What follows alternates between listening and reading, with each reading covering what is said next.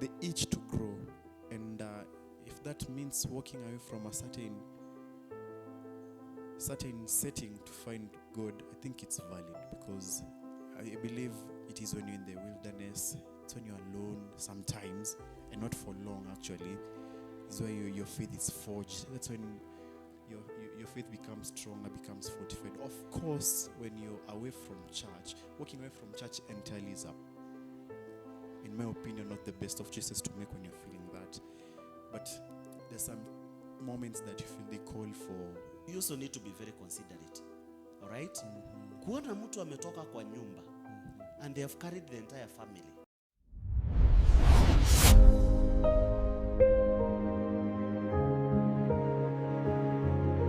I've had an encounter with one of my friends. For quite some time, he was not attending church. And so I had the liberty of just contacting him. And then luckily we met. And then was like, hey, my guy, I haven't seen you for quite some time. Then, you know, in the other programs, we talked about systems and all that, and the culture. And then it was like, yes, I left church, but I didn't leave God.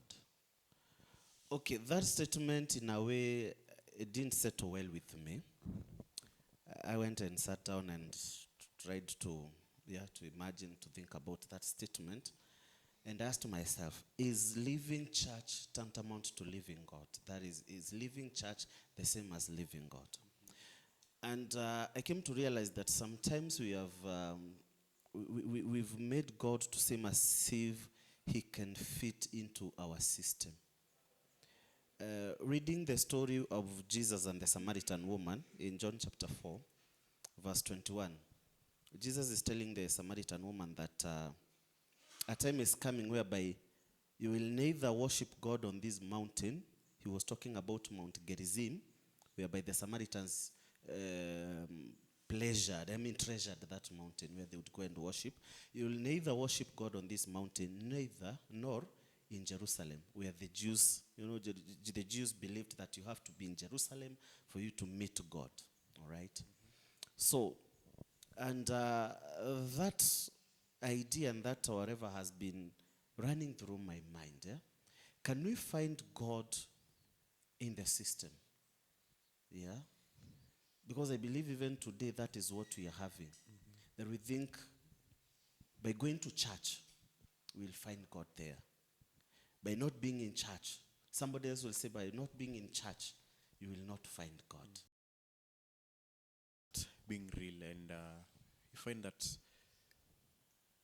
someone, for one reason or the other, it being church hurt, some spiritual dryness, others feel like they're just stagnant spiritually, they're not moving, others don't feel much of a challenge. Some people feel the need for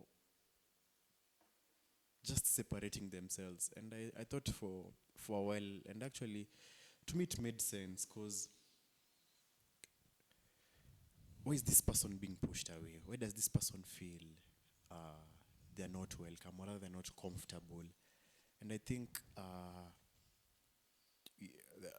the church has played a role in, for example, we have some ways in which, for example, the church is set up, yeah? This person feels their gifts cannot be utilized in a certain way, or they feel their gifts are being underutilized and they're seeing greener pastures somewhere.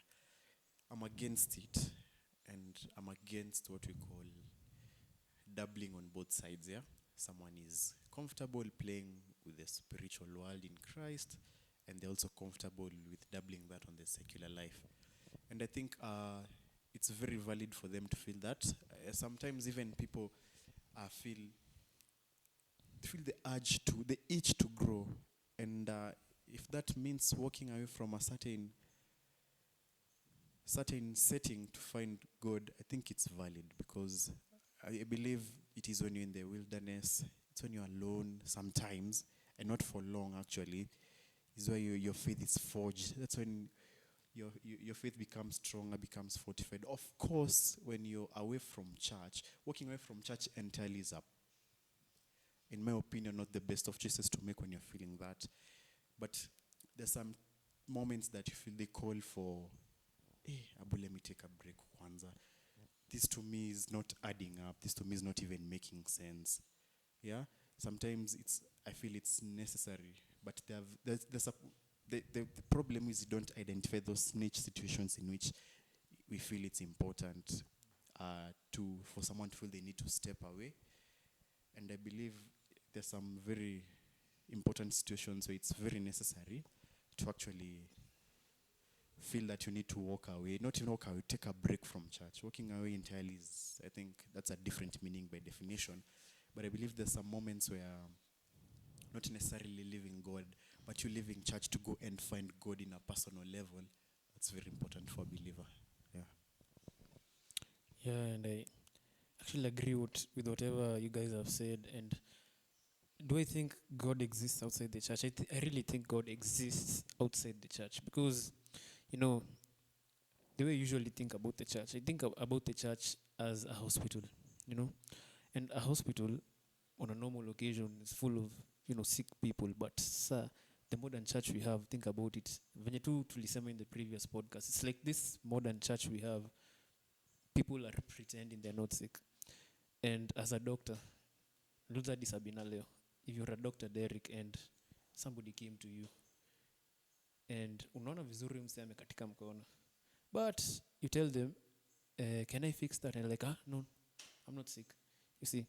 So I think it's the same thing that happens. I use the same analogy in the modern day and how Christianity is, because that's exactly what's happening in our own church. People pretend they're not sick. Well, they're very much bleeding. You see? But then God, remember when Jesus was speaking, don't know where, but in the Bible, he says that it is not the healthy that need a doctor, but the ill that need a doctor. So if wherever God is, he looks at it and he's like many people who are ill are outside the church, and our watu wako broken-hearted. God is close to the broken-hearted, remember that.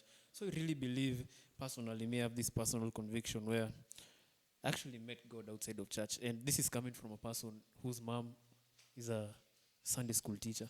I've been Sunday school for such a long time. But technically for me, it didn't happen for me in church. It happened outside the church. Wakati I was at my lowest. Wakati nilikuwa naona vizuri, I'm going in the wrong direction. That's where I actually met God. And to a point, that's what actually pushed me back kwa church. Because I remember we had this conversation with you.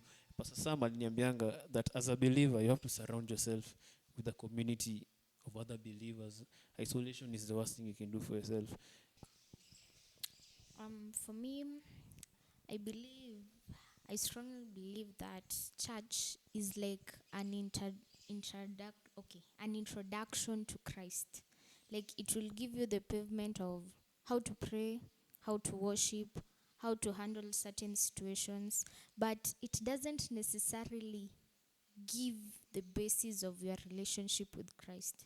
So if one day I choose to leave the church, I don't think that it's supposed to affect my relationship with Christ, because it's about personal conviction for me. If I go into the world, I'm going to find first-hand situations, not a monocoated community like I think the church is, because we have a monotonous way of thinking. So vitu zingine hautakuwa experienced tu ukiwa kanisa kama venye unaweza toka nje, like utamit new people, new experiences zenye zitakusaidia kucope well na appreciate grace from God. That question on that. If I've understood well, you mean that rather you leaving the church, the words that I've used, the leaving the church kind of gives you a perspective that you didn't have. Yeah. Is it okay, or rather do you think it's a better choice? Because church is very important. I think we can all agree church is very important. Yes. Do you think you can balance the two of you're still going to church and you're still outside there trying to understand perspectives of other people? I think it's a two-way route.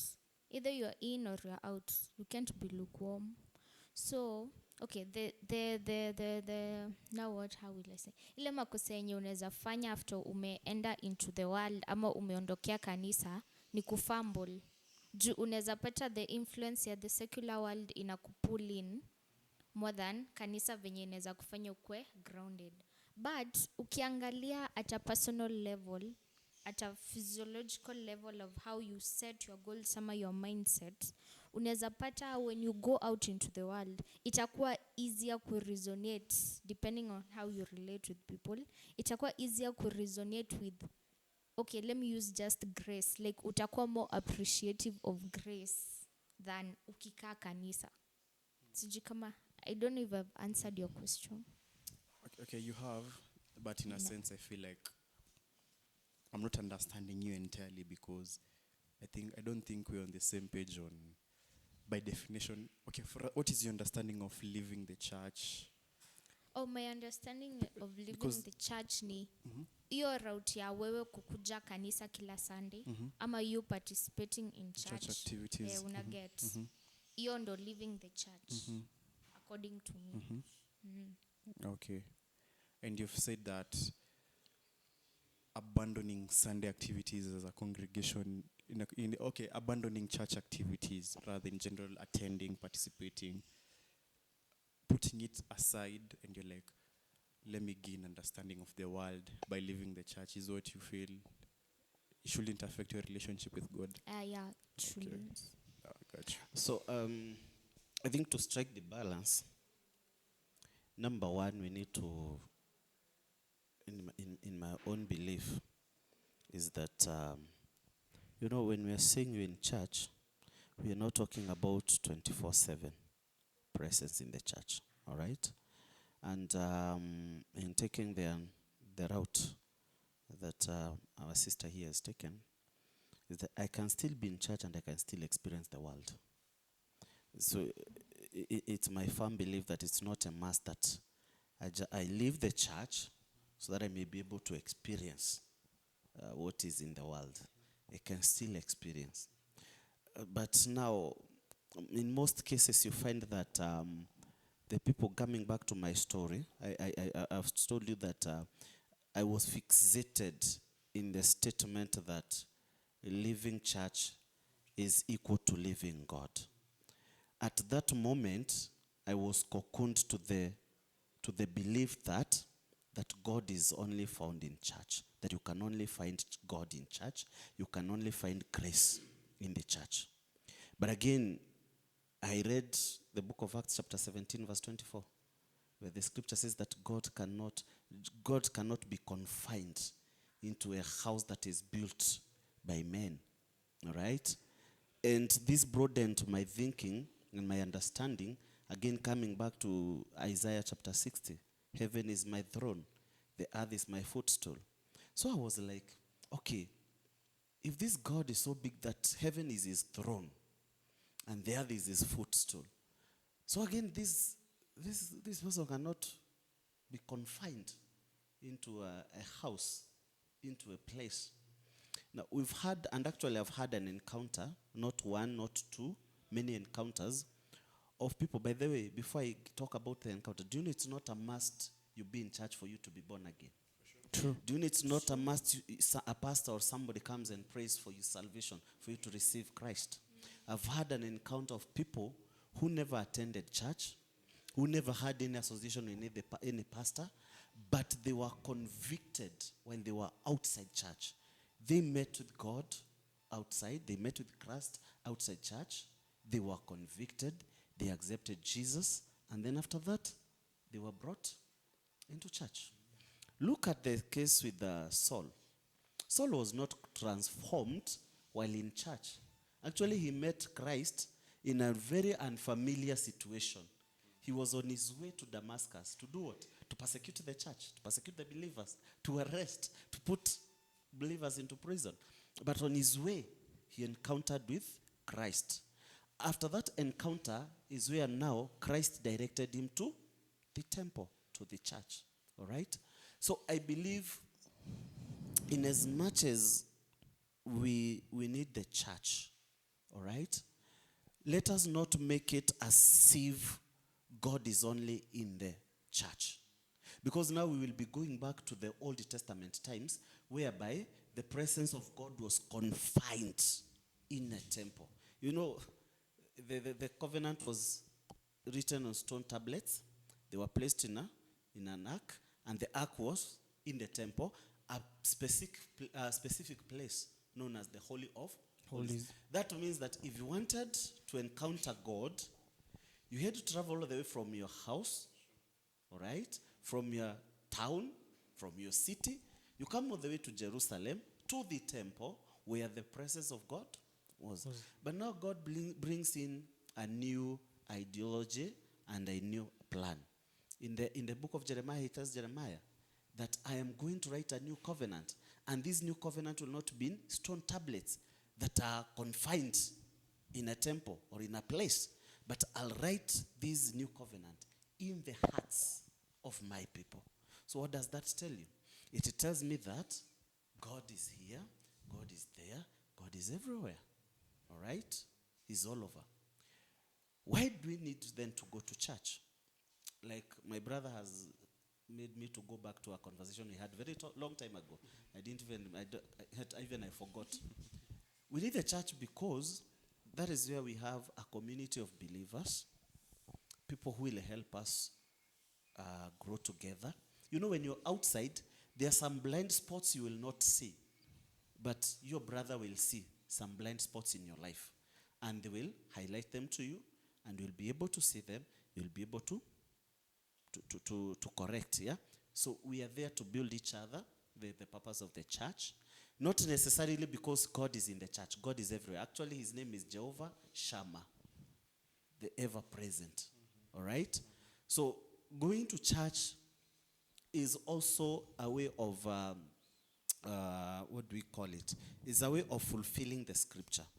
The Bible encourages us in the book of Hebrews chapter 10, verse 25. It tells us, not neglecting meeting together as some of you are doing. So what does that tell you? It means that we need to meet together, to fellowship, so that we may build each other. Not necessarily because God is in the church. He's not there. He's everywhere. He's in my heart. He's in your heart. He's all over. Sure. Yes. So is it safe to say that we shouldn't define church as a building, but as a community that helps us gain our grounding in God? Now you can, in a way, we say that is my church, referring to the building.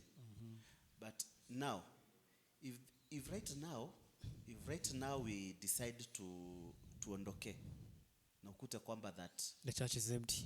This place is empty, you know watu watakuwa wanasema nini? Mahali kanisa la EAC lilikuwa. The structure is still there. All right? But nothing lively is happening. No people, nothing is happening. So what does that tell you? In as much as the structure is there, the brick and mortar, but it is called a church because of the individuals. All right? It is because of you and I. That is why it's a church. But the moment tutaachana nayo nda ibaki mahame, milango ibebwe, madirisha, people will say, na lile lilikuwa kanisa la. Yeah, I see. Yeah. I think it's important. A living church, I think it's people doing away with the community aspect of communing as believers. That is where now Pastor Sam is telling us in that example of a person deciding to leave that group of people because they are okay with not living God. But I think sometimes also people take advantage of that statement, or even the understanding that God is omnipresent, and they just look for a flimsy excuse to. Sometimes we as believers, sometimes it's exhausting to come to church. We are human. The pastor was telling us. Sometimes we are human.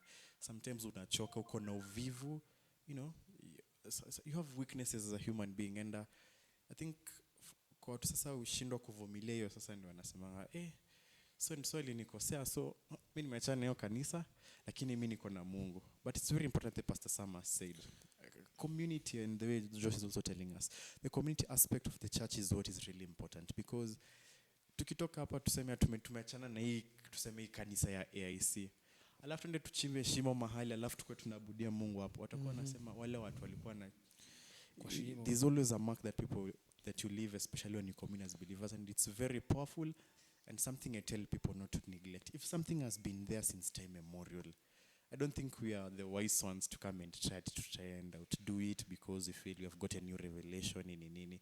Of course kuna zile false prophets kuna vitu enforced by false prophets and prophecies, but as ikangi with time they always fall down whether we want them to or not. God just can't let them be, and I think it's very important for us believers not to forget the the community aspect of it. And if you're guided by the Holy Spirit to leave a certain place, you will, because even Jesus himself used to go in isolation. If tuseme kama ni communion of believers, wana communion, Jesus alikuwa 40 days kwa desert. Alikuwa na attend church gani? Ama tunasema alikuwa in spirit. John the Baptist. When people used to seclude themselves to pray, you see, that's a healthy way of living church, and it's not like I've just given you guys a break. Why am I getting a break? I need nourishment. That can be one reason. I have a calling to do something, Even sometimes burnout is real. Sometimes You go to church the whole year, you feel tired. not even, you just Every believer needs to go out of church, find themselves, and then come back. not really, but I think there's a point that it's necessary. Okay, this is one of the aspects of you having to find God in an individual level. Yeah, this one of it can be taking a break from church. So when you take a break from church, you're not taking a break away from God. It's just It's from like church. it's Don't leave necessary. God out It's of necessary it. for your growth It's as a spiritually believer. necessary. I That's think what I'm also we saying. also need to be very clear and also very careful, because some actions might end up being risky and dangerous, in that in the process of, remember we've said God is not confined into a certain place, and when we are saying to find God, doesn't mean that, like, if I want to find my brother Josh, najua mahali nitampata, nitachukua phone nimpigia nitembee kwa place yake. All right? But when you're talking about going to find God, it's that aspect of you want to have a greater and a more experience and more encounter with this God. All right? Like, sometimes, when we come to church, we have a very structured way of worship. We know from this point to this point. So it's only for 2 hours. In most cases, the services that we have for 2 hours. So it's structured. And so you find that, okay, today, and I believe kuna siku naamuka unasikia, by the way, today I want to pray. Today I really want to seek the face of God. But now, because it is a structured program, you feel like, no, I've not found God, I've not encountered with God the way I desired. So I'll need to leave, I need to go to a certain place whereby I'll have ample time, all right? In prayer, in fasting, or in whatever mode that you'd want to. So I think we really need to be very careful so that we may not mislead ourselves, especially when we are saying that I'm going to find God. We need at least I want to have an encounter, all right? I want to have a more intimate relationship. Like my brother has said, by the way, a fun fact. Do you know, before any major event occurred in the life of Jesus, he had previously spent the whole night on the mountain praying. Go and read the Gospels. Before anything great happened, talk of feeding the 5,000, talk of calming the storm, talk of naming even the disciples. He had spent the whole night in prayer. Up to even his crucifixion, by the way. Even to his crucifixion, he had spent some time. So, don't you think it's a good example that Jesus set? It is. It And is. he's And telling us. he always says to pray. Yes. Anasemanga, is it to pray persistent without Without ceasing? ceasing. Yeah. All right. So we really need to be careful. There are those people who are saying they are leaving church because church is full of false prophets. Let me tell you, and you can take this to the bank. Chukua the biggest loan you want. I can tell you. I guarantee you. Yeah. False prophets have not begun today, and they're not going to end with this Today. era of the church. Sure. They were there during the days and the times of Jesus. Even They were before. even there even before in Before. the Old Testament, they were there. You see Jeremiah in 29, God is telling him, hey, write to these people, tell them, don't listen to those false prophets They're who are speaking telling lies. you that ati muko huko for by the way, you are there for 70 years. So false prophets will not end with this age. Nothing is new under the sun. They'll always be there. They'll always be there. Are we together? And even past rapture, Yes. we have the Antichrist, Oh, yeah. we have the dragon, and the false prophet. You know, we have the Holy Trinity, Yeah, that God, Father, and And the Son, Holy we Spirit. also have unholy Trinity. The unholy Trinity comprises of the dragon with Satan, the The Antichrist, Antichrist. and the false prophet. All right? So even after rapture, there will be also false teachers. Yeah, how true. how would Okay. you advise someone akikwambia ati kanisa ni cult ndio maana alitoka kanisa? Because akona this mentality, you guys, okay, it's more of an atheist mentality. You worship something unseen. That's the first thing. Secondly, you give offering to this unseen. Okay, Mungu anisamee, wacha niite unseen being. And then thirdly, it's like a routine cycle ya kukuja kanisa, Sunday, hivyo hivyo hivyo. So like hapati essence ya venye itamsaidia kwa kimaisha. So yeah, naona tu, ni cult, nika Illuminati. So what's the point of going to church kama tuseme alikuwa naenda akiwa mdogo. Sema, So kitu cha kwanza I would first of all do, and I think still I'll be talking as a liberal person. Number one, I want to go to the root cause. Number one, I want to know the background of this person. All right? Because you find that some people who say these, ni wale watu ambao they were pushed. All right? They were pushed into. You remember ile tulikuwa tunashikiwa lazima uende kanisa wewe. Born Sunday Christians. school. Lazima. nikitoka mbele yako Nikitoka- nafunga mlango nikitoka mbele utaka yako. nje. So in a way, because of na kuna wale we were brought up in that way, and we came to love God because we came to have we experienced the love of God. Are we together? Because we did not what do I say? We did not cage our minds into the forceful nature of us going to church. But there are those who are like, okay, why force me? You are not even telling me the essence, the benefit, all right, of going. Well, kuna watu walifosiwa, and because of that, they hate church. with Also, passion. it's coming from a point of hatred. It's coming from a point of hatred. In your case, sasa ya Yes. kusema. In- In ya that case, kusema yeah? hivyo. Yeah? Oh. Yes. In that case, they're coming from a point of hatred. Yeah. Leader, eh? Okay. So, inamaanisha the expectations that I had for the church, as in they didn't meet my expectations. The church didn't meet my expectations. So I had to create a let me say a void yenye inanifanya nione kanisa ni mbaya, inanipatia now the reason to leave. Yeah, you Leave see, the church. you see that forceful nature of you going to church. Now there was that expectation. Okay, by the way, you are forcing me to the point ya hii mlango nikitoka mbele yako ninafunga. So there must be something good. All right? So you go the first Sunday, the second Sunday, the first week, month, nasonga. And then ukuta, okay, you had high hopes, high expectations, but when you get there, you're frustrated. All right? Then out of frustrations and out of broken expectations, you decide to, yeah, they force. All right? Yeah. That's a good one. So we've established one of the few things that can drive someone to say that they've left the church. One could In a be negative sense. unmet expectations. I mentioned spiritual dryness. If you want more, I want to know God better, I want to feel God better. So what do I do? If I'm not getting this in church, let me succor him personally. That's it, yeah. I think you see, it's boiling down to you know the kingdom culture. Yes. If you're truly rooted in Christ and you want to seek Him, some things are clear.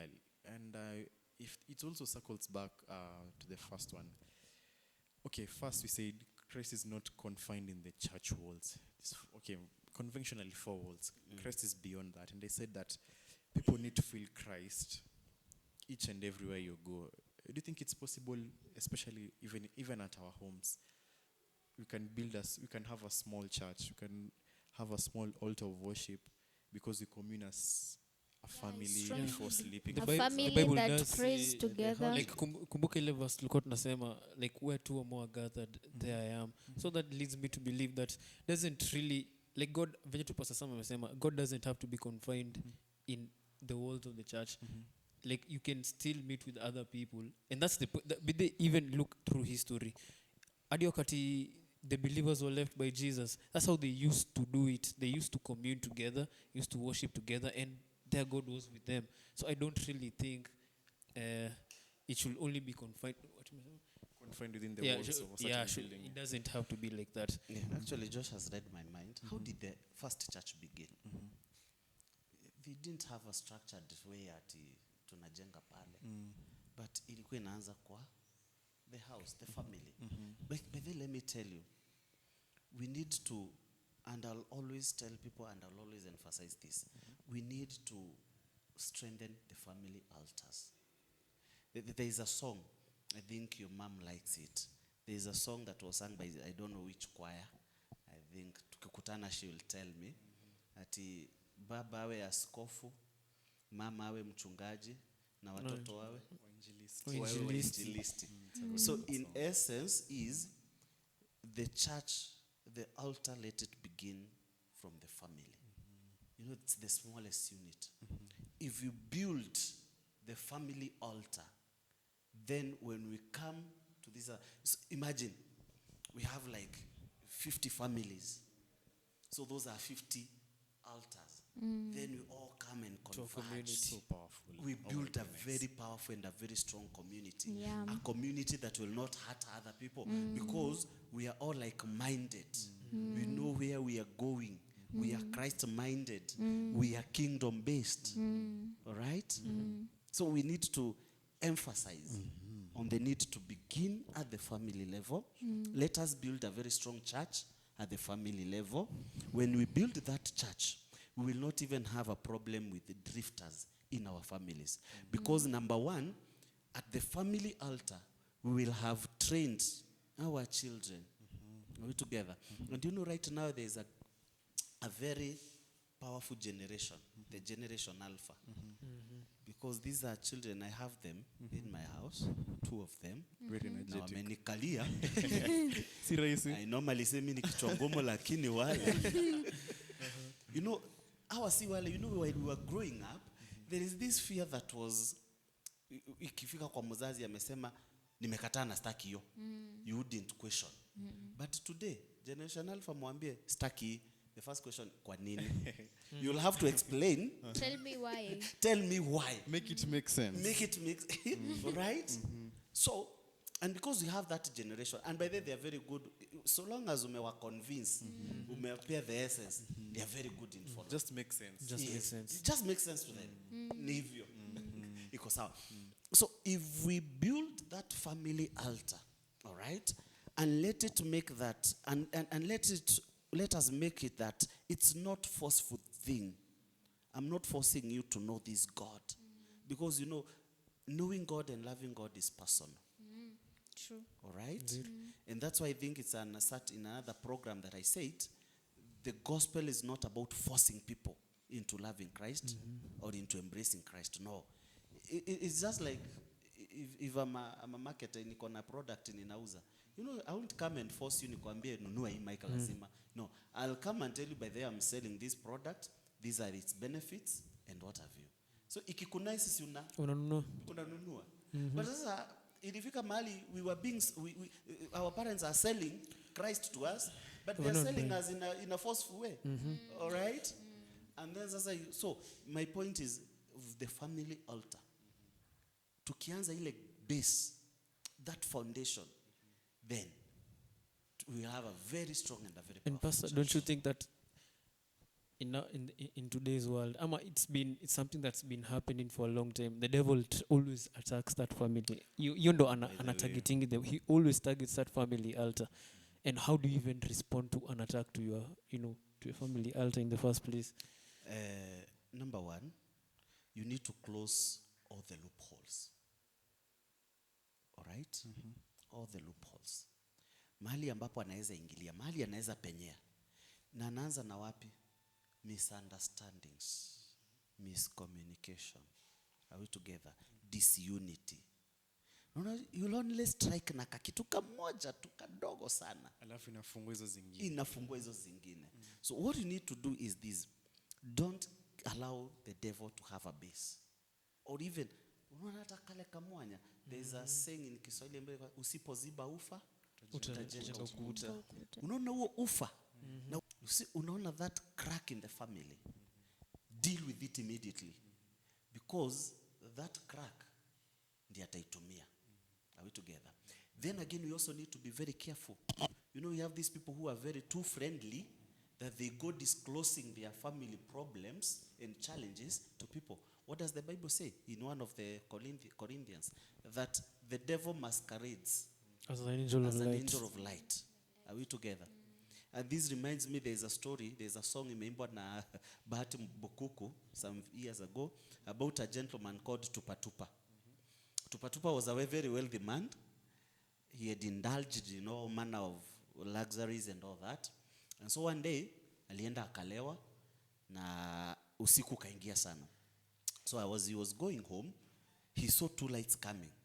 In his mind, he said, hao ni watu wa bodaboda wanashindana race. So what I'll do, nitakaa hapa katikati, kuja wapite. And so ikawa as they coming, kumbe it was a truck. And so because he was drunk, as he was staggering, the driver tried to amuondoke, but bahati mbaya akamgonga. Tupatupa died. Then an angel came, akamchukua. Then akamwambia, today is your lucky day, because you've come at the very appropriate time. Today I will take you on a tour to hell and also heaven. So akamuliza, now, which one do you want to go first? Tupatupa ambia, I want to go to hell first. Nipeleke hiyo tour ya hell. So wakati alienda hell, he found this beautiful place. All manner of beautiful girls, ladies, songs, dancing, all manner of drinks, all manner of foods, nyama chom, everything. And then a very dressed gentleman came. And then Tupatupa asked the angel, who is this? And then the angel told him, this is Satan. Lakini kule duniani tunachorewa akona mkia, akona pembe, meno kubwa, ni wa red. And the devil told me, hiyo ni kuongewa na, but ndio huyu mimi, si unaona sina pembe? I'm beautiful. I'm beautiful, fearfully and wonderfully made. Yes? And so the angel told me, okay, this is the tour of hell. Now let's go to heaven also. So they went to heaven.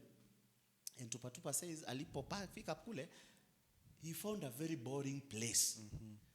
People cladding in the same attire. They're just in a marrying, they're just worshiping. There was no music, there was no pop, there was no color. And then he imagined, kule nimetoka na huko. So the angel asked him, now, unataka kwenda wapi? Nikwambia, today is your lucky day. Today you are choosing. Jichagulie. Tupatupa kaangalia, boring. Ini Kohoreka brothers. He said, but no, I want to go to the other place. Akamba, are you sure? Yes. Haya. Akarushwa. So he went and found the previous place he had gone to. It's different. It's fire, demons, and the devil that he had seen dressed well now came in its true colors. Pembe, mukia, fork. And then he was like, no, but this is not the place that I was before. The devil told him, unajua nini? Ulikuja wakati wa campaign. So I was campaigning to recruit new members. And now umejichagulia. You see? So what does this say? It means that the devil will always masquerade. Now chunga sana, we need to be very careful. Isiwe kwamba the devil is anatutembelea wakati wa campaign. When he is campaigning to recruit more members. For sure. In his club. Are we together? So let us identify the cracks and let us deal with them immediately. Because fimbo moja shetani anatumia zaidi to destroy the church is the family. True. True. Because once the family is scattered, there is no church. Yes. So we need to be prayerful. We need to involve God in everything that we do in our families. Yeah. Na kwa ule mtu unaenda unaketi naye, wacha tumedeal na mtu amesema kuna cult, ako amesema kanisa ni cult. Na kwa ule mtu genuinely you feel they genuinely left church because of some very valid reason. Kama kuisi suffocated. Kwa? Kuisi suffocated. Not The suffocated church. in, not even that. For example, they feel they want a change. Alafu kwa mimi nimeenda makanisa 1, 2, 3 na sijasikia any change. Ama nilikuwa na hii shida na nini. Ama a very common example inge tunasikianga siku hizi. Ati kanisa tunaendanga tu kuitishwa pesa. Mtu kama huyo. Mtu kama utamwambia aje. Genuinely, Yes. okay, from personal experiences of someone who's left church, who's felt like church is unnecessary for them, is because for them giving the money was because they felt they're giving out something, but they're not receiving something. That's the reason why they felt like I need to distance myself from this. There are things that we do wrong. What we need to have as those, especially those who are in these places of leadership in church, we also need to be very considerate. All right? Kuona mtu ametoka kwa nyumba and they have carried the entire family. Hata wacha entire family. You individual, you know, umekata kauli, umetoka kwa nyumba, umejileta, umebeba miguu yako, umekuja kanisani. I should respect that. Because you could have chosen not to come. Ngelala. Ukelala. Are we together? So number one, for lack of a better word, tume materialize kanisa. True. In that nikikuona Sabina, sikuoni wewe, Unaona pesa yenye nitatoa kwa mfuko.